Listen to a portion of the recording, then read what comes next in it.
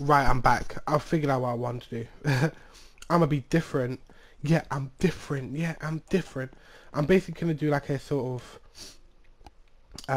call it? A sky farm. So it's gonna have the animals in the sky. But the animals don't really realize they're in the sky unless they look over their edge and they be like, oh my god, we're in the sky. But apart from that, they won't realize. I'm joking, but yeah. It's gonna sort of, I'm just trying to make it sort of away from the house, kind of, in a way.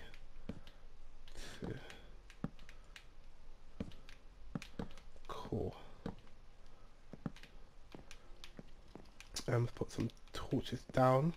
We don't want nasties coming, do we? Yeah, I think I'll have 1, 2. So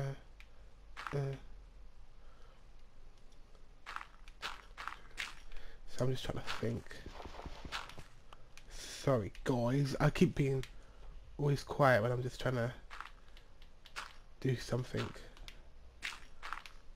Right. It'll be like that. The size will probably vary for different animals, obviously. I don't know how. Oh god. Cool, that's one. Wow, it looks a bit weird. It looks really strange. Oh my god. I'm just trying to be different, I guess. But with this farm, I don't know why I thought about this farm. I don't know why I even thought of this idea. It just looks weird. It just looks a bit strange. And so does this farm actually. What am I doing in my life? Oh my god. But let's see how it turns out. What I'm gonna do, we don't have much wood actually, which is quite scary. I know I have some in my inventory, but we don't really have that that much. Let's just chop some up. Chop some up like ingredients. This isn't my first experience. This is an example of brilliance. Oh god. Can you hear that? I don't know if we can. What's that noise? Wait. It's like. What is that sound? Oh, it's you! Oh my god, it's like some sand. A sort of sander noise. It's weird. Kind of freaky. I was like. I thought I was hearing things. Oh yeah, my FMP. Sorry guys. Yeah, it's basically a wife who finds her husband in her. Realizes her husband's not in bed, so she's quite curious. She's like, oh my god, why isn't he in the bed? You see that with her confused face. So she finds him in this, she finds him in the kitchen, looking around for his keys, blah, blah, blah.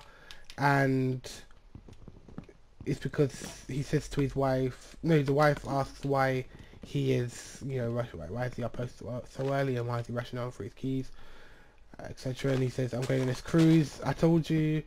And then she's like, no, you did not tell me. And the fact is, he actually didn't tell her. Or maybe he did tell her, but maybe, I think I'm gonna make a story where he did tell her, but she forgot. So yeah, so she's sort of in denial, saying, "Oh my god," blah. And then he goes out. So he goes. So he's basically, the twist is he's a spy. He's lied about his career to his wife for basically since they've known each other.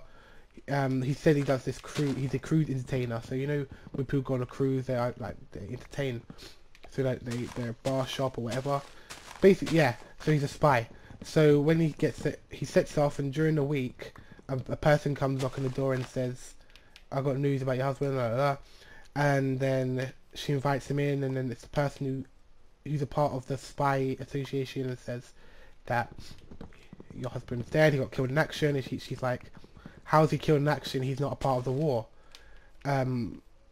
So then the guy shows pictures, and then she starts grieving, la la la. And then a few months later, she gets a call from a colleague saying, "You need to move on. Tom would have wanted this, and that's her husband." So her colleague recommend. This is on the phone, by the way, while she's at home, like as she's grieving. So yeah, her friend recommends her to go on this dating app, and to move on basically. And then so she does. She gets talking to this guy, and she feels that he's potential. And then one day she goes out shopping, and she listens to headphones, and she's quite full of joy and like in her own world. And then she listens to music, and she's on this app while walking, and she keeps on looking at her phone because waiting for it to be like active now. You know when people are online, but it's not. It's like away for 12 hours or whatever. So then she puts it back, and as soon as she puts it back, it's active now, but she doesn't realise. And then some guy bumps into her. She doesn't think anything of it because she's thinking about this guy, because she's just basically, she feels like she's in love again. Sorry if I'm talking fast, because I don't want to make this episode long, because I've already recorded 15 minutes, not 15 minutes, sorry, 6 minutes. But yeah, so then she's quite in her own world. She doesn't, yeah. So some guy bumps into her, and then she doesn't think anything of it. So then, after it, the phone out loud, after like 20 seconds later, the phone says, "You passed your match 20 seconds ago." And then she's quite confused, and she turns around slowly, and some guy standing there behind her, not literally behind her, but a few, you know, bit distance back. And then she sort of smiles because she thought that's him. And then she then pulls a confused face because he's just standing there and not really doing anything. And then he's just staring at her, and then she walks slowly towards him, and then he basically has his hands in his pockets, and then she sees a shiny thing, and the shiny thing's a weapon. So then she's like, oh, shabalaba. So then she runs for her life, and then she eventually hides, and she hides in this old man's front garden. And then she's in this bush, and when she's in this bush, the guy is basically in front of her, but he can't see her. And then the phone goes, "You are so and so meters from your match." So then he turns around, and then gets closer to the bush, and puts his hands in there trying to reach her, like seeing what that was. And some old man chases him off, and says, "Get off my property, la, la, la, I'll call the police." So then he runs off, and she comes out and says, "Thank you." And then the old man goes, "You better go home, you look startled. Do you want to call the police?" And she's like, "No, don't worry, I'll do that when I get home."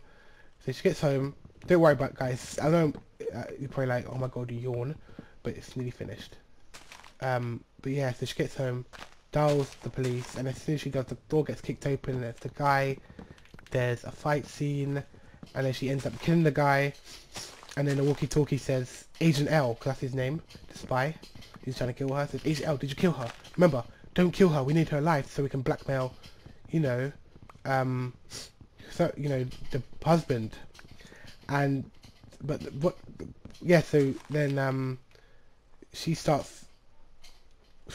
freezes. So yeah. So the people are like, "Oh my god, don't kill her. We need her so we can blackmail Tom." Because that's, but yeah, so not everyone gets the ending. Like, I always have to explain the ending to people because they're not always going to get it. So basically, the plot twist. Obviously, the husband's dead, but when you are a spy, let me just explain, because not everyone will get the ending. So when you are a spy, lots of associations are trying to kill you, and not all associations know everything about you. So one out of like thousands of associations trying to kill Tom, they've already killed him, but the person trying to get him now doesn't realize he's dead. So yeah, that's what it basically is. and now she has to go on the run because now she's killed this person, and now she's wanted, you know. So yeah, I hope you guys sort of like that, and I'm gonna have to I'm recording it. Basically, it's not just me doing it, it's everyone. Like they're recording their own thing, they're doing their own FMP. But yeah, hope you guys liked my idea. But yeah, I'm gonna end this episode here, guys. I don't want to make it too long. But thank you guys so much for watching. This has been King C Gamer. Please like, comment, sub, share. I'll do this like next episode, guys. Sorry. Yeah, please like, comment, sub, share. Do everything you can to keep us up. Until next episode, boy. Yeah.